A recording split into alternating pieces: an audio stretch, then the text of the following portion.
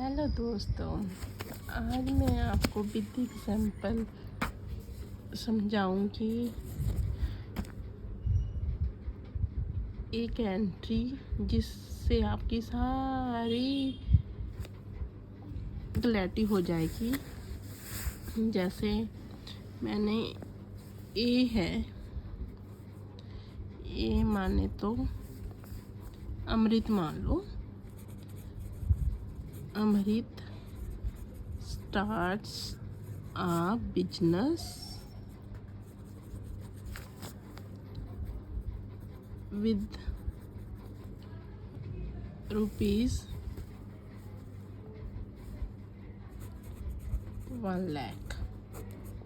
ठीक है, इस 1 लाख से वो क्या करता है, सबसे पहले वो ऑफिस की प्लेस है वो रेंट पे लेता है, ऑफिस रेंट पे लेता है जिसका रेंट है ₹2000। ठीक है, और उसके बाद ₹5000 का वो फर्नीचर खरीदता है। ठीक है, उसके बाद वो 10,000 है जो वो बैंक में डिपॉजिट करा देता है, बैंक अकाउंट ओपन कराता है, जिस बैंक का नाम मान लो SBI है। ठीक है, इसके बाद वो क्या करेगा,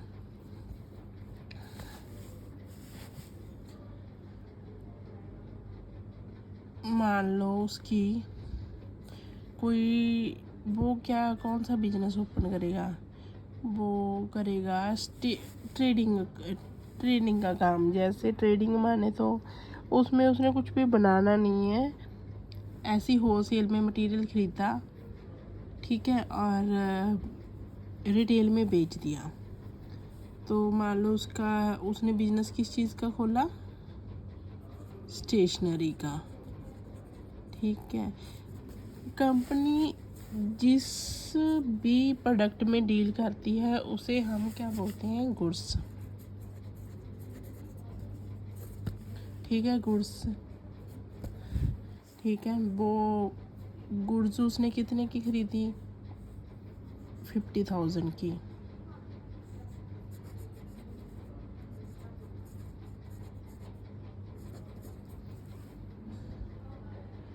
$50,000 की उसने गुड्स खरीदी,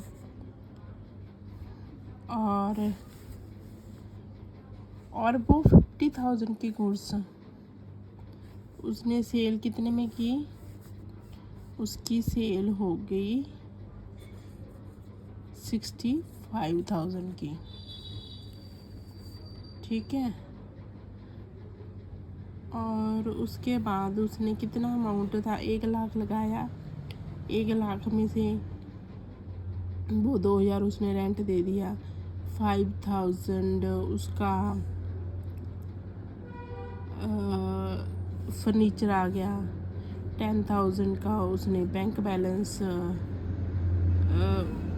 बैंक अकाउंट ओपन कर दिया। उसने कैश गुड्स खरीदी 50,000 की, और 3,000 उसने कर दिया खर्चा एडवर्टीज़मेंट में, क्योंकि उसने सेल करनी है, दुकान का नाम किसी को नहीं पता। तो 3,000 की उसने एडवर्टीज़मेंट कर दी।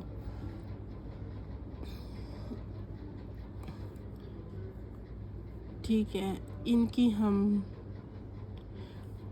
और जो 50,000 का मटेरियल था उसमें से उसने सारा नहीं 65,000 में बेचा, उसने बेचा इसमें से, क्योंकि वो तो प्रॉफिट ऐड करके बेचेगा, उसने 40,000 वाला माल 65 में बेचा और अभी उसके पास 10,000 का स्टॉक, जिसको हम क्लोजिंग स्टॉक बोलते हैं, वो है।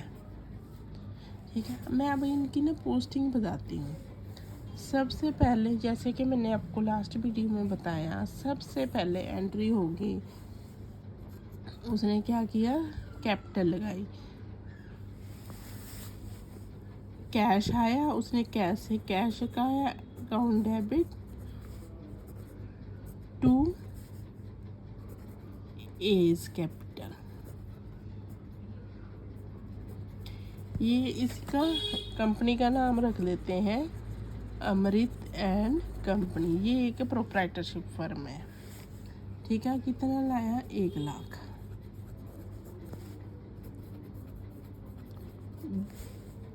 Being capital introduce. सेकंड काम उसने क्या किया, ऑफिस रेंट पे लिया, तो इसकी खर्चे all expenses are debit, rent account debit ₹2000। To, ये भी इसने कैश दिया, मान लेते हैं, क्योंकि बैंक अकाउंट उसने बाद में खोला है, बैंक से नहीं दी। 5,000 का फर्नीचर खरीदा, कुर्सियाँ, टेबल,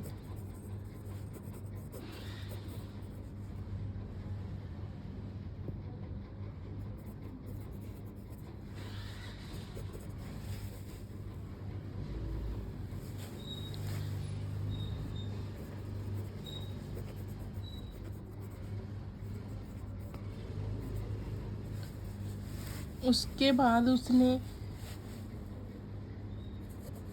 बैंक अकाउंट ओपन हो गया, बैंक एसेट बन गई, हमारी करंट एसेट है ये 10,000 से। टू, कैश कम हो गया, कैश।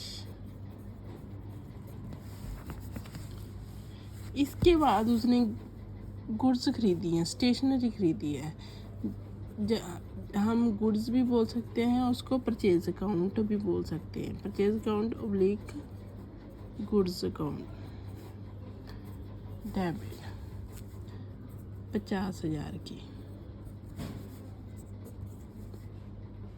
To, cash.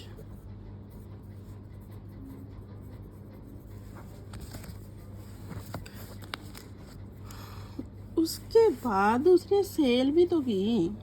जो इनकम होती है, जैसे ये परचेज होती है, एक्सपेंस ट्रीट करते हैं, और कैश गया, लेकिन कैश आया भी तो है ना। Cash account debit 65,000।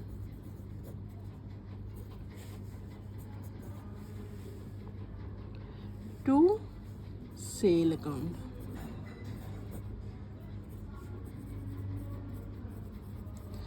और सेल के लिए उसने एक एडवर्टीज़मेंट की थी, ये भी कैश की थी, तो एडवर्टीज एक्सपेंस हो गया।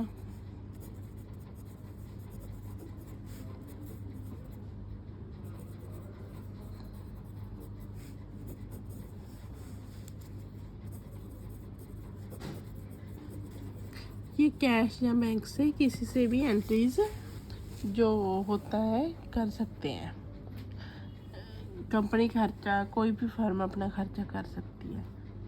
मैं चाहती हूँ कि अब हम सारे ये अकाउंट बनाएं। मैं अभी, क्योंकि स्पेस नहीं है, मैं इसी पेज पे करूँगी। रीज़न बीइंग ताकि सारी एंट्रियाँ आपके सामने हों। जैसे कैश अकाउंट, एक कैश अकाउंट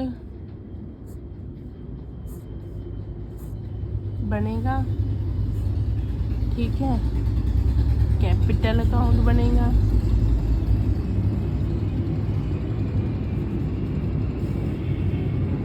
रेंट अकाउंट बनेगा, फर्नीचर अकाउंट बनेगा,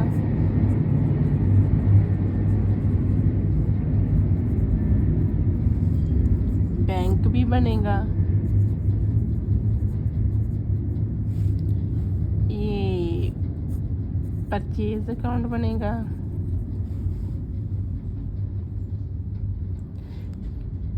सेल अकाउंट बनेगा और एडवर्टीजमेंट अकाउंट बनेगा। हमारे इतने अगर हम डिफरेंट अकाउंट देखें तो ये सारे अकाउंट बनेंगे। Cash,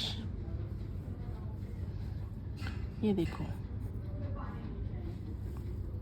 two is capital. मैंने आपको फर्स्ट डे बताया था कि ये डबल एंट्री सिस्टम है, 1 लाख।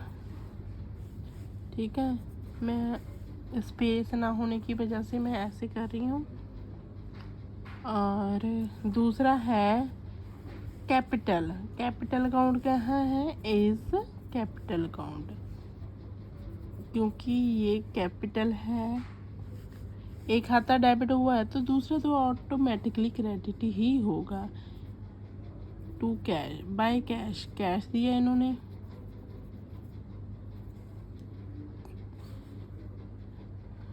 ओके, उसके बाद सेकंड एंट्री थी रेंट।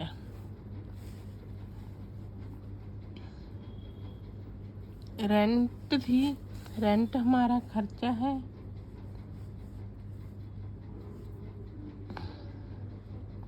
इसमें 2 कैश दिया ये रेंट 2000, और ये कैश कहाँ से कम हो जाएगा? Bye rent. ये धीरे धीरे आपको समझाएगा, कल मैं फिर एक एग्जांपल के साथ आपको समझाऊंगी। ठीक है, उसके बाद नेक्स्ट एंट्री है फर्नीचर की। फर्नीचर परचेज किया, फर्नीचर अकाउंट डेबिट, 2 कैश किया 5000। ठीक है, यहाँ फिर फर्नीचर की वजह से कैश कम हुआ 5000।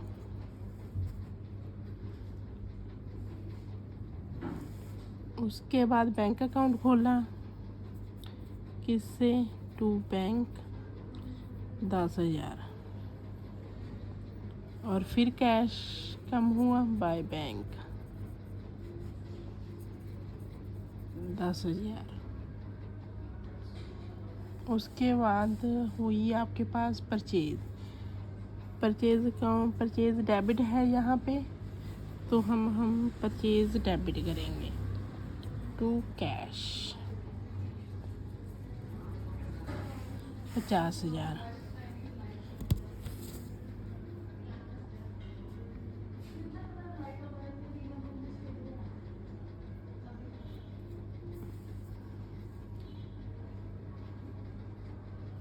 परचेज की वजह से कैश कम हुआ, परचेज 50,000।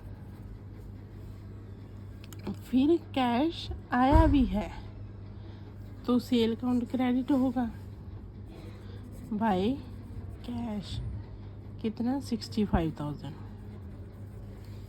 तो एक ये कैपिटल लगाई थी, कैश पहले था 65,000 कंपनी में, और आ गया टू सेल।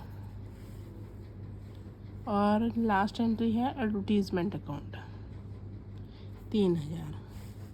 खर्चा है 2 कैश,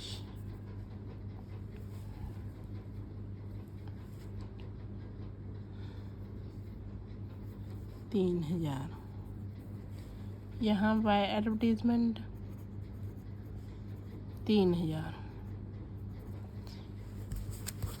ये देखो, किसी भी कंपनी में जितना कैश होगा उससे एक्सेस तो खर्चा होगा नहीं। ये बन गया 1,65,000। 1,65,000 कंपनी में कैश था, ये ने कैपिटल लगाई और 65,000 की सेल होगी। उसमें से खर्च कितना हुआ? ये देखो, 5 से 2 50, 10, 60 और 70, ये 70,000 कैश खर्च हुआ और 1,65,000 था। तो डिफरेंस कितना हुआ, यहाँ हम करते हैं 1,65,000 में से 70,000 खर्च हुआ गया,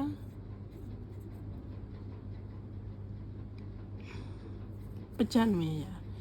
ये by closing balance 95,000 closing balance है। लास्ट में हम इक्वली ही लिखते हैं 1,65,000। ये मेरा अकाउंट बन गया। ये कैपिटल की टू क्लोजिंग बैलेंस कितना, 1,00,000।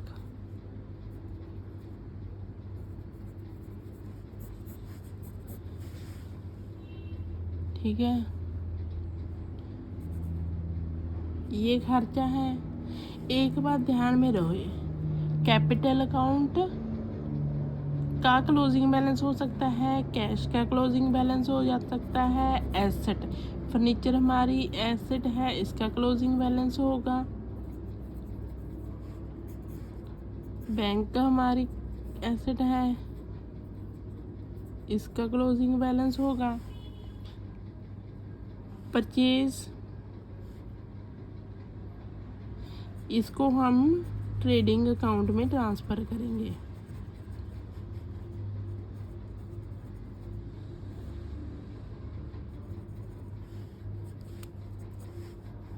ठीक है, सेल को भी हम ट्रेडिंग अकाउंट में ट्रांसफ़र करेंगे। एडवर्टीज़मेंट, इसको हम प्रॉफिट एंड लॉस में ट्रांसफ़र करेंगे। ये है रेंट, रेंट को भी P&L में ट्रांसफ़र करेंगे।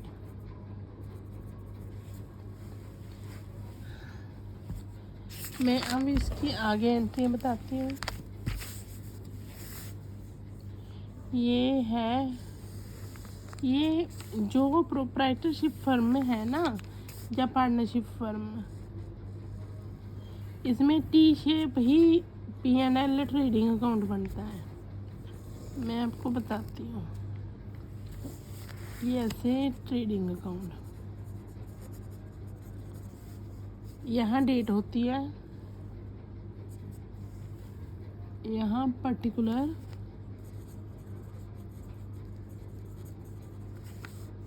यहाँ अमाउंट, यहाँ डेट, यहाँ पर्टिकुलर, यहाँ amount. To opening stock,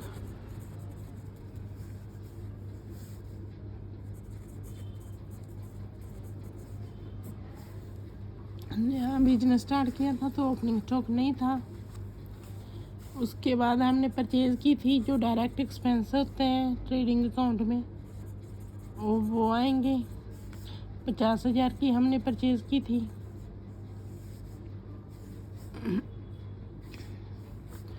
cell की थी हमने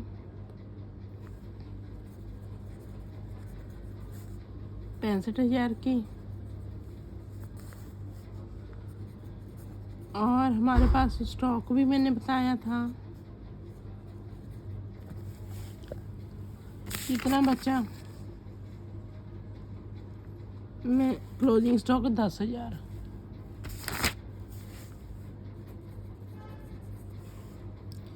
और जो हमारा ग्रॉस प्रॉफिट GP निकल के आया,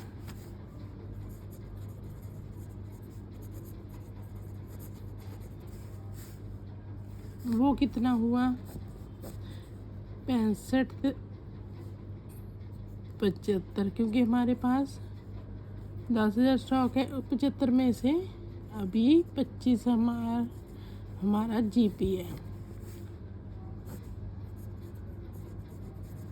ठीक है, ये हमारा GP निकला बाय GP ब्रोडाउन। यहाँ कैरी फॉरवर्ड कर दिया 25,000। ट्रेडिंग में हमेशा डायरेक्ट एक्सपेंस आते हैं, और अगर हमने नेट प्रॉफिट निकालना है तो उसके लिए हमें इनडायरेक्ट एक्सपेंस माइनस करने हैं। इन डायरेक्ट एक्सपेंस से एक तो हमारा रेंट था, इसमें आई थिंक 2000 था ना, हाँ 2000 टू, और एडवर्टीज़मेंट की थी हमने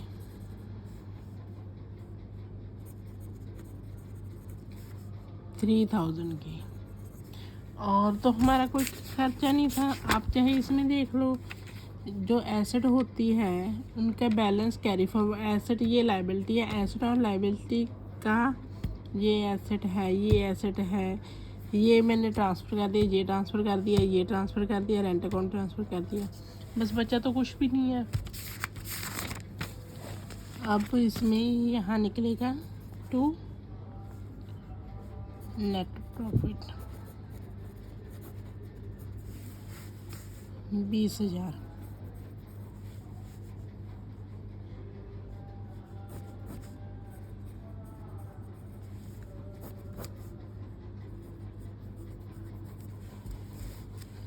अब मैं बनाऊंगी बैलेंस शीट।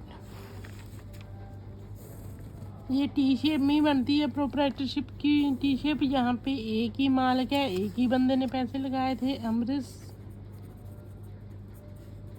बैलेंस शीट ये फाइनेंशियल ईयर एंड में बनती है। एज ऑन हमारा फाइनेंशियल ईयर 31 मार्च, जैसे अभी 2022 ख़त्म हुआ उसमें ही बनती है, 31 मार्च को बनती है किसी की ईयर में, पुराने साल की ना। ऐसे इस साइड लाइबिलिटीज़ होती हैं, यहाँ अमाउंट होती है, यहाँ एसेट होती है, यह अमाउंट होती है। और बैलेंस शीट का टोटल हमेशा मैच करता है। अगर आपकी बैलेंस शीट का टोटल मैच ना करे तो समझ जाना कि कहीं ना कहीं कोई ना कोई गड़बड़ है। और जैसे इसने कैपिटल लगाई थी, एज कैपिटल अकाउंट, ये हमारी सबसे बड़ी लायबिलिटी है। उसने पैसा लगाया, बिजनेस ने उसको पैसा कमा के देना है 1 लाख, और क्योंकि प्रॉफिट भी ही उसी का वो है, पार्ट है, तो 20,000। अब इसकी कैपिटल कितनी बन गई? 1,20,000। ठीक, और ये हो गया। उसके बाद हमारे पास कैश कितना बचता है? यहाँ मैंने कैश का बैलेंस निकाला था ना, 95। यहाँ कैश का जो बैलेंस है 95 है। ये हमारी करंट एसेट होगी। करंट एसेट्स होती हैं जो लिक्विड होती हैं, मतलब कम ज़्यादा होती रहती हैं। जैसे कैश हमारा हो गया 95,000 कंपनी के पास, और बैंक भी लिक्विड होता है। बैंक का तो सिर्फ एक अकाउंट ही ओपन हुआ था, और तो बैंक में कोई ट्रांजैक्शन हुई नहीं है। बैंक अकाउंट कहाँ है? ये रहा। बैंक 10,000 ही था।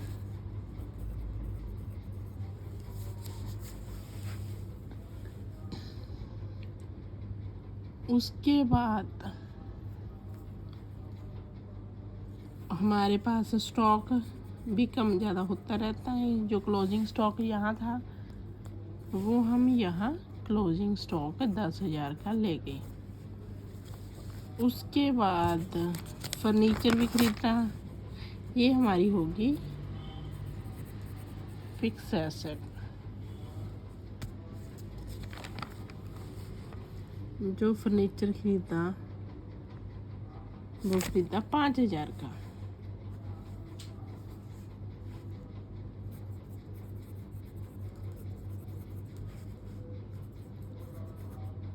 और होप सो अब कोई और ट्रांजैक्शन नहीं रही। अब देखो इसका टोटल 95 प्लस 5 1 लाख, 1,10,000, 1,20,000, 1,20,000, 1,20,000, इस तरह से आज मैंने आपको सेपरेट अकाउंट लेजर बनाने भी सिखाए। सॉरी, आज थोड़ी सा हौच पौच हो गया और राइटिंग भी मैंने क्लियर नहीं की। तो जर्नल एंट्रीज बताई मैंने आपको, और उनकी पोस्टिंग प्रॉफिट एंड लॉस में बताई, और उसके बाद मैंने टी शेप में बैलेंस शीट भी बनाई जो सक्सेसफुल हमारी मैच हो गई। ये हमारी होती है एसेट जिससे कंपनी का या किसी भी फर्म की वेल्थ पता लगती है। ठीक है, चलो दोस्तों, बताना आज की वीडियो कैसी लगी। अगर आपके लिए ये है फ़ायदेमंद तो बताना। अगर इसमें कुछ चेंजेस करनी होगी मैं उसके अकॉर्डिंग आपको वो करूँगी। लेकिन मैं विश्वास दिलाती हूँ कि कल से मैं थोड़ी सी राइटिंग अपनी हौच पौच नहीं करूँगी और क्लियर समझाऊँगी। एक्चुअली आज थोड़ा सा मैं यहाँ स्पेस का वो नहीं कर पाई। चलो, ओके, थैंक यू।